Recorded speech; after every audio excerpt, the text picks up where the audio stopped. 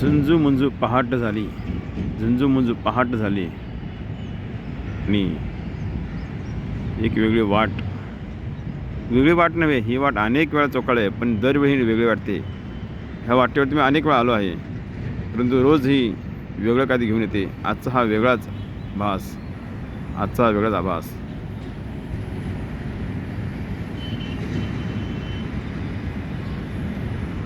अनेक पक्षी, ही घार,